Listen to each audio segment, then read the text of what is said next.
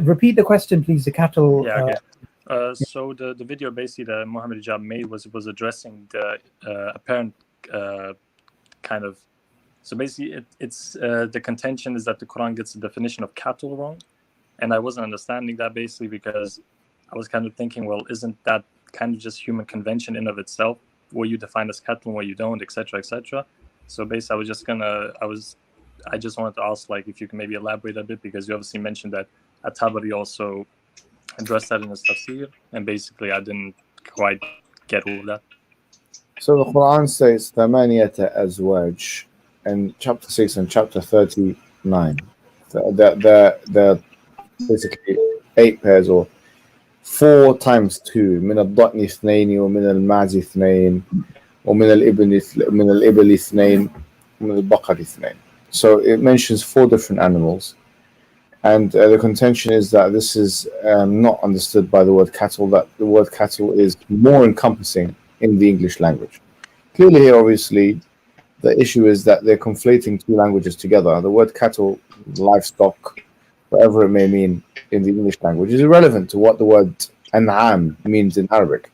Al-ʿanʿām, according to what Tabari mentions in his tafsir of in the beginning of Surah Al-Nahl, chapter 16 of the Quran, he states that lughatan, or according to the linguistic convention, that the word an'am literally means those 4 animals combined, which are the cows, and obviously all of the things that come from them or related to them. The cows, the goats, the sheep, and the camels, and everything which is related to them. There's some discussion in zakat, fiqh zakat and whatever. You know, these kind of animals that are not exactly camels, but you know, and so actually, interestingly, I had a long discussion with one of my teachers about this when we were going. I said, "What is the parameter? How do we know? Right? If something is one of those 4 things or not?" And he said, "Reproduction. If an animal kind of can reproduce with a camel, it also takes the hukum of it." Okay. I don't know. There's some animals, and I don't know. Say in some remote parts of what's it called? The one with the long neck, but it's not a camel. It's not a camel. What's that one with the long neck? Giraffe. No. Sorry, late night. Freeze! Brave. That's a meme right there. That's. I wasn't even paying attention. No, man, it looks like a camel. It looks like a camel, but then it's not. Bacterian camel. No. It's like a camel, bro. It's the llama. Llama. Does the llama go in? How does it look like a camel, bro? If you're a farmer in... Wait, hang on. Let's get this right. How does the llama look like a camel? What does it look like? And why did I say that as well? Is there any connection between a camel and a llama? I don't know. What I do know is... Bro, I'm not good with this stuff. Like, okay, but listen, let's break this down. Is it alpaca? The guy saying an alpaca. What's the alpaca? I don't know what an alpaca. I don't know. Look, but anyway, these animals that reproduce. I think it should be the last question. Are there animals that can reproduce with camels? Well, okay. So, firstly, the way a species is defined, the most used definition, although there's 27 or 28 or whatever definitions, is if 2 animals are in terms of they biologically cannot reproduce, they cannot have fertile offspring. Yeah, that's what he said. Yeah. So they have to be fertile. Yeah. So a horse and a donkey make a mule. You mule, but they're not the same. Yeah, same thing. Because that's not fertile. Yeah, that's what they were talking about. So is there anything that the camel can make? Okay, no, but you know the problem is that. No, is there anything that can mate with it which can make fertile offspring with the camel? We wouldn't know. I mean, I wouldn't know right now off the top of my head. Can someone Google it? But I mean, you have things like the liger, you know, the lion and the but that's tiger. Infertile. It's infertile. Yeah, it's infertile. So, but look, even that definition, he said that as one potential answer. But I'm sure the way you define animals can be broader. Because look, you know, we were talking about the what was that thing I showed you about the tiny elephants? Yeah, remember the tiny elephants? You could literally there's an elephant. Just give it. My question: throw it out. Get a llama and a camel. If they have a child, offspring. Sorry, yeah. Is that offspring going to be fertile or infertile? I have No idea if they can even reproduce. I don't know. But what I'm trying to get to is, the question about what is a species. We have to find out. The answer that the scholar gave, that's one potential answer. Yeah. But the way you can define a species is broader than that, which can include potentially. Look. This guy's saying now. Look, a camel is a hybrid. Look, between a male something and a camel llama, and has been produced via artificial insemination. So there's kalam on it, bro. Okay. That's why we had that discussion.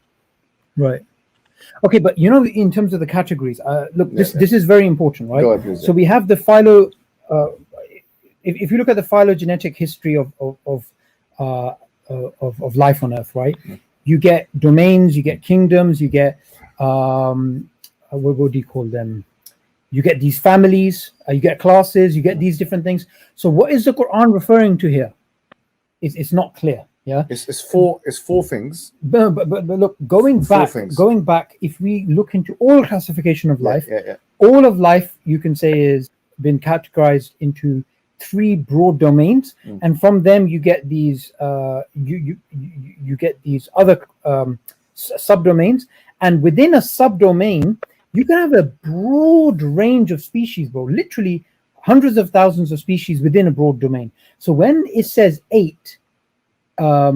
And it's referring to cattle, it's just right? cattle. No, but the word al-ʿanʿām is different to cattle in English. That's the main thing. What they've done, bro, is they've done the fallacy of equivocation. Yes. So they've taken this word cattle, and because it has whatever meaning it is in English, this is like an etymological fallacy as well. And they now expect the Arabic to handle the same thing.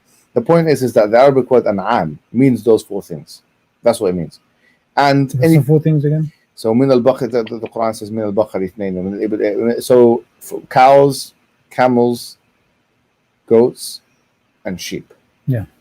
Basically, the whole problem. 4 different things. Yeah, but the whole problem with those who say this is a mistake is that they have to bring forth a definition that what the Quran is referring to here is exactly what's being referred to here, and they're in contradiction. They cannot do that, and therefore it's not in an argument. So the problem is it's a slippery thing to even address because they haven't formulated an argument yet. Exactly, yeah. No, but they think they have. No, they think they have, but like you said, you hit the nail on the head. It's the fallacy of equivocation. Yeah, it's late night, and you can see that we're losing our trail of thought. So I think we're going to make this the last question. No, but they're saying it's called a kama.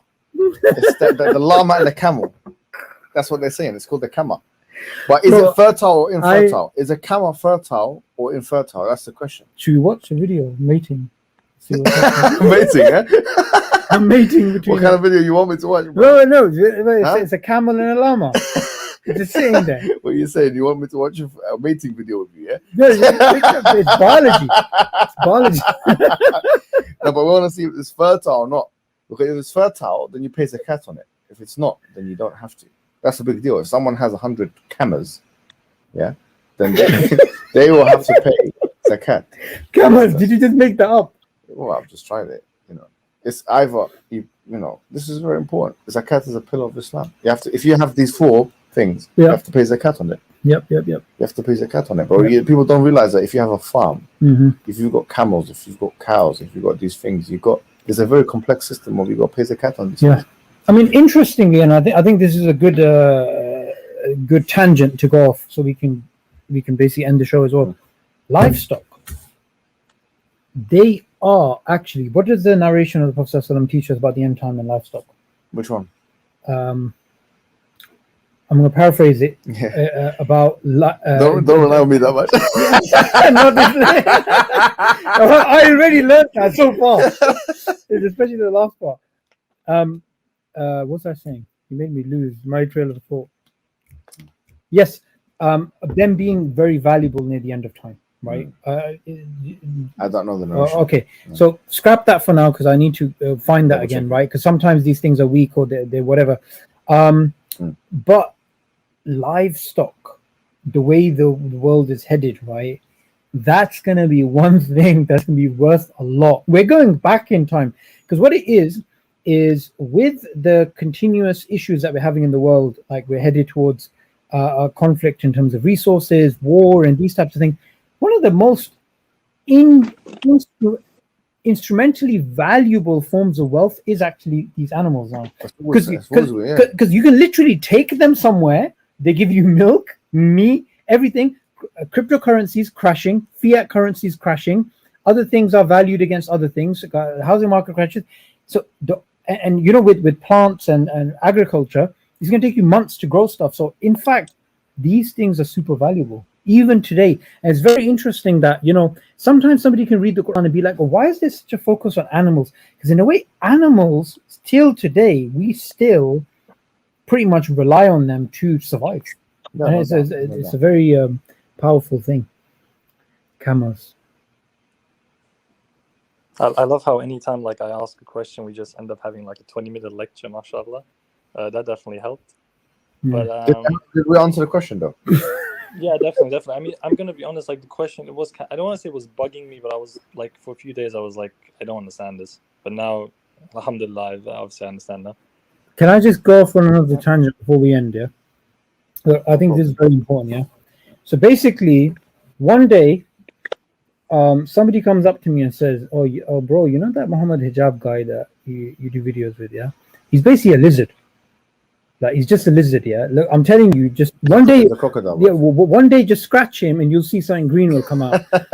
Now, I'm not really gonna be like, okay, like let me be careful, like, or maybe I need to do that. Like, it's such an absurd thing. Why? Because I know he's a Homo sapien of sorts, yeah. He's some sort of Homo sapien. So, no, not intentional. So, what basically is, because I'm certain of something, it doesn't matter. It really doesn't matter that somebody comes up and they say this. Yeah.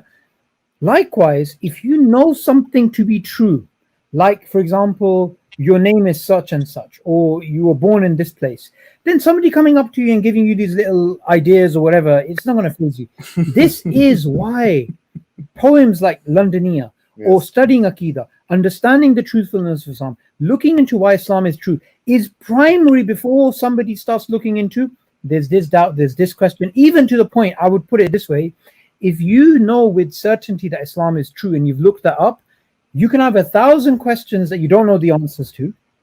It would make no difference. Because sometimes, I'm not saying this because you said this, but I sometimes get emails with people who literally like, oh, I read something and it's affecting my salah. It's like, are you feeling all right? So what? Okay, you heard something, you don't know the answer. You may, in fact, most people, they eventually find the answer. You may not. You may be flipping, searching all the wrong parts of the internet and looking up cameras and mating and stuff, and you never find the answer to what you're looking for. So we have to, as an ummah, understand, and especially the youth have to understand, you don't need to answer every single question. You don't need to go down, okay, since I haven't answered this question, it's causing me an issue. No, you know what Islam is. If it's true, then